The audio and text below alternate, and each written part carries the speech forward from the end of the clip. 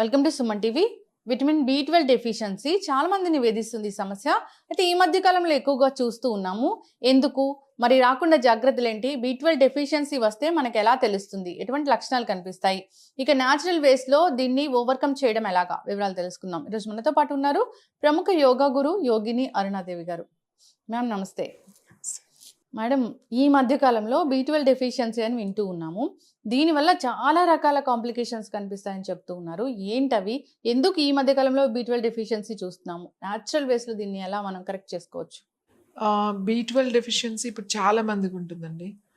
విమెన్లో ఎక్కువ, అలాగే మెన్లో కూడా ఉంటుంది.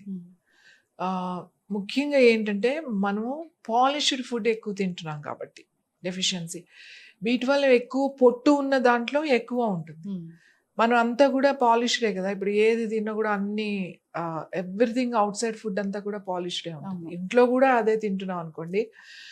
సో ఇది మనకి B12 డెఫిషియన్సీ అసలు చాలా సింపుల్ అండి. B12 డెఫిషియన్సీ ఉంది అని అంటే ఏం అవసరం లేదు. మనము ఇది రైస్ మిల్కి వెళ్తే రైస్ మిల్లులో తౌడు అని దొరుకుతుంది. అంటే బియ్యం బాగా మెత్తగా రెండు రకాలు ఉంటుంది. ఒకటి చుట్టూ, ఒకటి తౌడు. చుట్టూ అంటే కొంచెం బరగ్గా ఉంటుంది, పెద్దగా ఉంటుంది. అంటే ధాన్యం పైన తీసేసిన పొట్టు ఉంటుంది చూడండి, అది వచ్చేసేసి ఒకటి రకం. అది కాకుండా అది ఒక పై లేయర్ తీసేసిన తర్వాత మళ్ళీ ఆ బ్రౌన్ లేయర్ అంతా తీస్తుంది. పాలిష్ చేసింది వచ్చే ఆ మెత్తటి పొడి ఉంటుంది చూడండి, దాన్ని తౌడు అంటారు. అది ఫ్రెష్ తెచ్చారనుకోండి, చాలా కమ్మని వాసన వస్తుంది.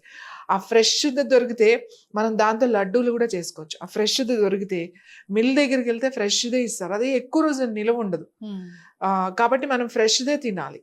తెచ్చుకొని మీరు ఫ్రిడ్జ్లో పెట్టుకుంటే ఎక్కువ రోజులు ఉంటుంది. కానీ మనం తెగానే మనం లడ్డూల్లాగా కనుక ప్రిపేర్ చేసుకుంటే చక్కగా అవి తీసుకొచ్చి నెయ్యి వేసి, మన సున్నుండలు ఎలా చేస్తాము అట్లనే, కాకపోతే ఇది కొంచెము ఫ్రై చేయాలి, మనం రోస్ట్ చేసుకోవాలి. గీ వేసి నెయ్యి వేసి కనుక చేస్తే బాగుంటుంది. వేసి కొద్దిగా రోస్ట్ చేసి దానికి సరిపడగా మనకు తగినంతగా బెల్లం కలుపుకొని చక్కగా నెయ్యి వేసి మళ్ళీని లడ్డు సున్నుండలు ఎలా చుట్టుకుంటాం, నెయ్యి వేసి లడ్డూలు చుడతాం కదా, అలా చిన్న చిన్న సైజు లడ్డూలు చుట్టుకుని తింటే చాలా టేస్టీగా ఉంటుంది. అంటే మనం ఫుల్ పాలిష్డ్ రైస్ తినడం వల్లే మనకి B12 డెఫిషియన్సీ వస్తున్నాయి. ఎందుకంటే మనం తీసేసుకుని తెల్ల అన్నం తింటున్నాం కదా. మళ్ళీ అదేమో యాక్చువల్లీ అదైతే గేదెలకి అది పెట్టేవాళ్ళు వరకు, అంత పాలిష్ కూడా చేసేవాళ్ళు కాదు. ఇప్పుడు మనం ఎక్కువ పాలిష్ చేయడం వల్ల వచ్చే ప్రాబ్లమ్స్ ఇవన్నీ. కాబట్టి అది అలా తీసుకోవచ్చు. కొంతమంది డయాబెటీస్ ఉంది, ఇవన్నీ ప్రాబ్లమ్స్ ఉన్న వాళ్ళు ఏం చేయాలి అంటే తౌడు తెచ్చుకుని రాత్రి ఒక గ్లాస్ నీళ్ళలో 1 టీ స్పూన్ పౌడర్ వేసేసి బాగా కలిపేసేసి మూత పెట్టేసి ఉంచేయాలి. అది మార్నింగ్కి ఏమవుతుందంటే అదంతా బాగా కలుస్తుంది. అప్పుడు మళ్ళీ ఒక్కసారి స్పూన్తో కలిపేసి దాన్ని శుభ్రంగా చక్కగా వడపోసుకుని ఆ గ్లాస్ నీళ్ళలో కావాలంటే కొద్దిగా నిమ్మరసం, కొంచెం తేనె అలాంటిది ఏమన్నా వేసుకుని, మీ ఇష్టం, నిమ్మరసం వేయాలని ఏమీ లేదు, అలా తాగేయగలిగితే తాగేయండి. లేదా కొంచెం తేనె కలుపుకుని, లేదు తేనె లేదు బెల్లం కొంచెం కలుపుకుని తాగేసేయాలి గ్లాస్. రోజు పొద్దున్నే తాగాలి.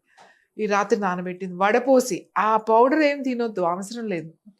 అదంతా మీకు వాటర్లోకి ఎంత సోక్ అయిపోతుంది కదా, అంత వాటర్లోకి వచ్చేస్తుంది. అలా మీరు 21 రోజులు తాగేసరికి మీకు ఆ డెఫిషియన్సీ అనేది మీకు రిజల్ట్ వస్తుంది.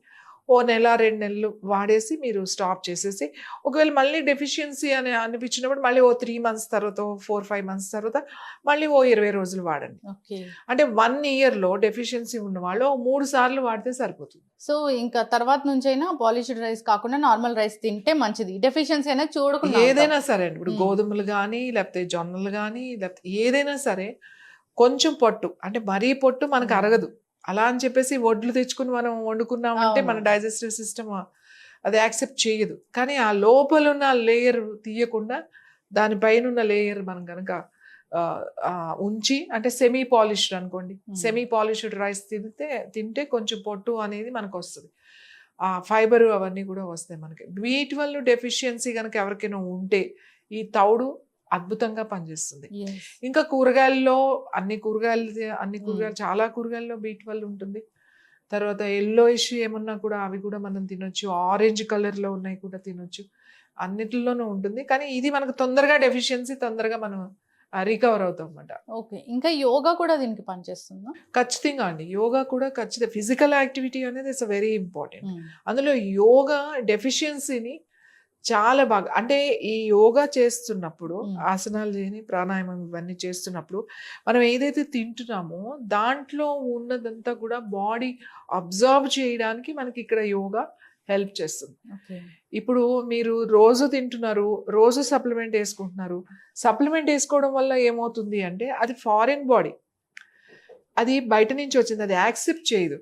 ఇప్పుడు ఇన్సులిన్ తీసుకుంటున్నాం, ఇన్సులిన్ బాడీలో తయారయ్యేది, అదొక హార్మోన్. థైరాక్సిన్ థైరోమిన్ తీసుకుంటున్నారు థైరాయిడ్ వల్ల, అది ఒక హార్మోన్, అది బాడీలో తయారవ్వాలి. సో మెలటోనిన్, మనం నిద్రపోవాలంటే మెలటోనిన్ రిలీజ్ కావాలి, అది మ్మ్. బాడీలో తయారవ్వాలి.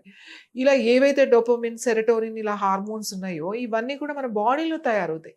మీరు బయట నుంచి ఇచ్చారనుకోండి అదే హార్మోన్ కెమికల్ బేస్డ్ది, మ్మ్. ఇప్పుడు ఇన్సులిన్ మనకి లేదు కాబట్టి ఇన్సులిన్ తీసుకుంటున్నారు, అది బాడీ యాక్సెప్ట్ చేయదు. ఎందుకు ప్రాబ్లం వస్తుంది అని అంటే మనకి అది ఫారిన్ బాడీ, అది మ్మ్. బయట నుంచి వచ్చింది, దీనికి అర్థం కాదు అది. కాకపోతే మీ డెఫిషియన్సీని అది కొంతవరకు తీస్తుంది, కానీ నష్టం కూడా ఎక్కువ దాని అలానే ఉంటుంది. Yes. రెగ్యులర్గా మనం కొన్ని ఇయర్స్ టుగెదర్ వాడేటప్పుడు మ్మ్. ఓ నెల వాడాము, 2 నెలలు వాడాము, అదేం ప్రాబ్లం ఏం లేదు. కానీ లైఫ్ లాంగ్ ఈ డిజార్డర్స్ వాడే మెడిసిన్స్ వల్ల సైడ్ ఎఫెక్ట్స్ ఎక్కువ. ఓకే. కాబట్టి యోగా చేయడం వల్ల ఏమవుతుంది అని అంటే ఈ అబ్జర్వ్ చేయడం అనేది బాగా బాడీ అబ్జర్వ్ చేస్తుంది. మ్మ్. ఫుడ్ నుంచి కానీ ఏదైనా కూడా బాడీకి హెల్ప్ చేస్తుంది అన్నమాట.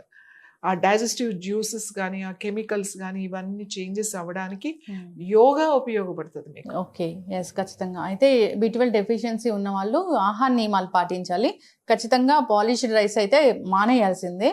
సో రాకుండా జాగ్రత్తలు అంటే, సో వచ్చాక మీరు అన్నట్లుగా ఈ అలవాట్లు చేసుకోవడము, ఈ తౌడు ఇలాంటివి తీసుకోవడము, సో జనరల్గా బి కాంప్లెక్స్ టాబ్లెట్స్ అనేవి వాడుతూ ఉంటారు. సో అలా కాకుండా న్యాచురల్ వేస్లో దీన్ని కరెక్ట్ చేసుకోవాలని చాలా చక్కగా చెప్పారు మేడం. అంతేకాదు యోగా కూడా దీనికి బాగా పనిచేస్తుందని. సో అందరు కూడా ఇలా చేసి, అంటే ఎవరైతే డెఫిషియన్సీతో బాధపడుతున్నారో దాన్ని కరెక్ట్ చేసుకోవాలని కోరుకున్నాం. చక్కటి ఇన్ఫర్మేషన్ అండి, ధన్యవాదాలు.